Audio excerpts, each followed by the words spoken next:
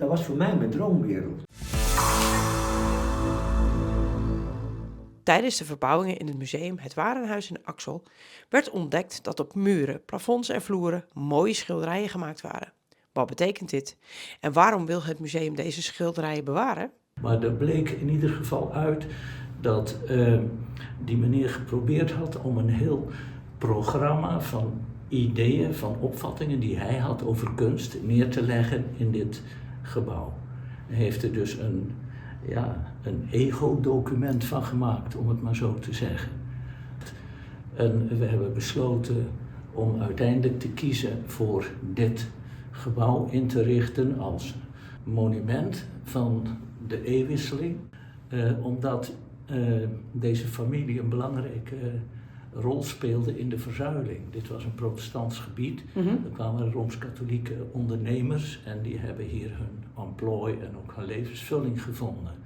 En deze meneer die heeft van die ideeën die hij had ook een heel, wat ze op zijn Duits noemen, gezandkunstwerk gemaakt, waarin hij al die ideeën vorm geeft.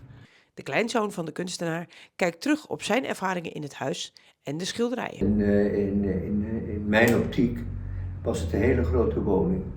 Maar als ik er nu terug zie, dan kijk, deze kamer hiernaast, hier hebben mijn grootouders geslapen, hier hebben mijn ouders geslapen. En wij sliepen daarnaast in dat kamertje met 4 jongens. En ja, die schilderingen hierboven op de gang, dat is nooit afgedekt geweest, dus die waren altijd aanwezig. Het enige wat niet aanwezig was, of wat wel aanwezig was, wat nooit iemand gezien heeft, is die schildering op de kleine slaapkamer aan de voorzijde.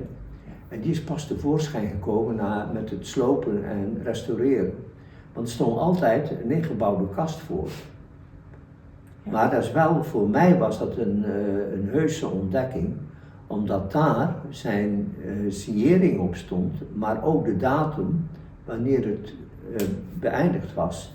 En dat was eigenlijk de beëindiging van de totale beschildering van heel de woning, waar hij 7 jaar over gedaan heeft. 's Avonds, dag in, dag uit, soms tot diep in de nacht, met een petroleumlampje. Meer had hij niet. En vooral daar stond een grote kast, een diepe kast, en die had hij helemaal met een glazen voordeur. En die kast had hij helemaal beschilderd en met takken en zo had hij er een soort bos van gemaakt. En er zaten allemaal die opgezette vogels in. Ik wil alleen maar daarmee zeggen, dat voldeed aan de opzet van wat hij bedoeld had. Dit was een droomwereld, dat was een paradijselijke sfeer en die was privé. En beneden was zakelijk. De bovenwoning van het museum is nu open voor bezoekers. Omdat dit een heel oud pandje is, ook een draagkrachtberekening moeten laten maken. Dus het aantal bezoekers is altijd gemaximeerd.